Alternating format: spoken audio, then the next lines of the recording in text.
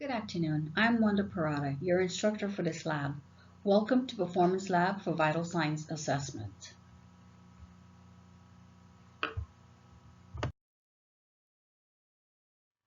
Yesterday in class, we looked at the 5 vital signs that will be assessed today.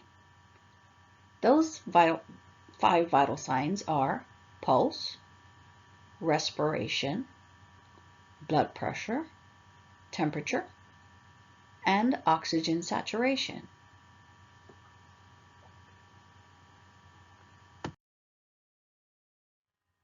The 5 instruments that we will need to perform these assessments are an adult-side blood pressure cuff, a stethoscope, a thermometer, and a pulse oximeter.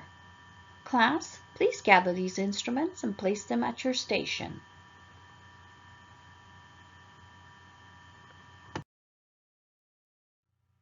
Class, let's begin. Let us review the proper way to conduct vital signs assessment.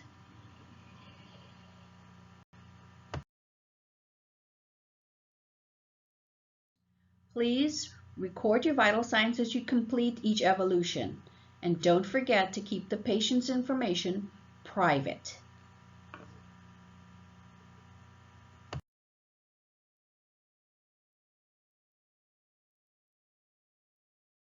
Let's begin by introducing ourselves to our patient.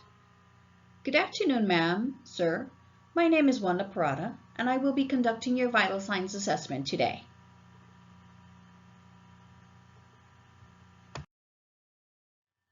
Our first assessment begins with the patient's pulse.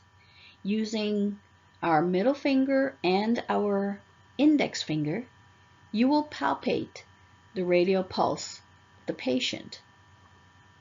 And then you will make sure to count those pulse beats for 30 seconds. And you will calculate that number by 2, and that will give you a full minute of pulsations for the patient.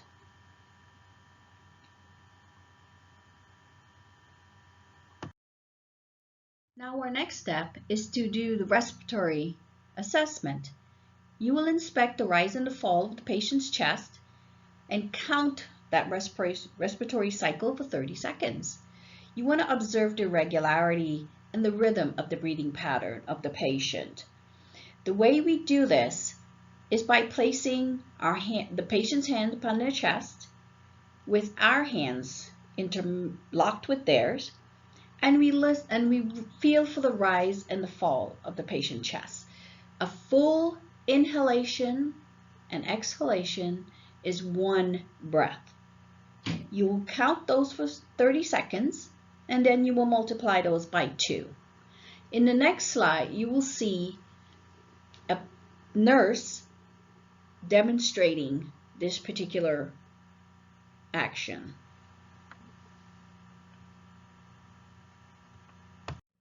As I stated before, the patient's hand will be upon their chest, and the nurse's hand will be holding either their hand or their wrist. Notice the placement of both the patient and the nurse's hand upon their chest.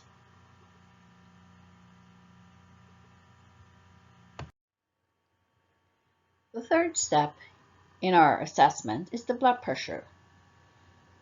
You've already selected the right size cuff for the patient, and you will put that on their arm, making sure that the blood pressure cuff is above the brachial artery so that you can measure the blood pressure with your stethoscope. Now, once you have the blood pressure cuff on and you've placed your stethoscope on the brachial artery, you will then begin pumping the blood pressure cuff up until you hear the pulse beat go away. At approximately 130 millimeters of mercury is where it normally goes away. Slowly let the air out of the cuff, and as soon as you hear the first beat, that will be your systolic number. Keep listening until that beat fades. That is when you register your diastolic number. An example would be 120/80.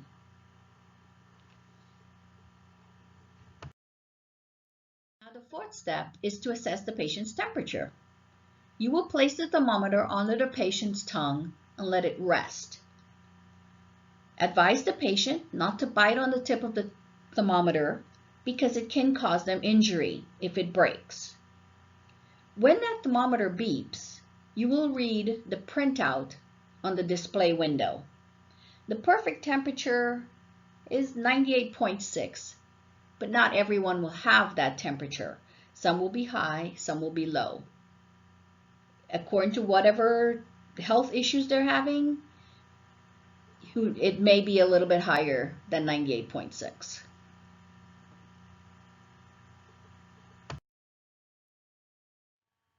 Our final assessment is oxygen saturation assessment.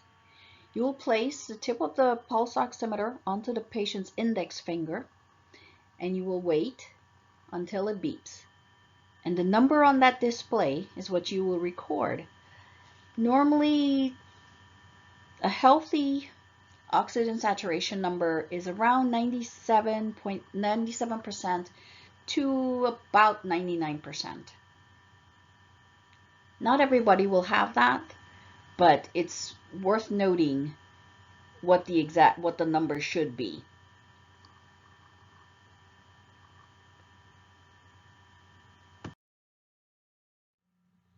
Now that we've completed the review of the proper way to conduct the patient's vital signs assessment, we will log into the patient's electronic record and input their vital signs for the doctor to review.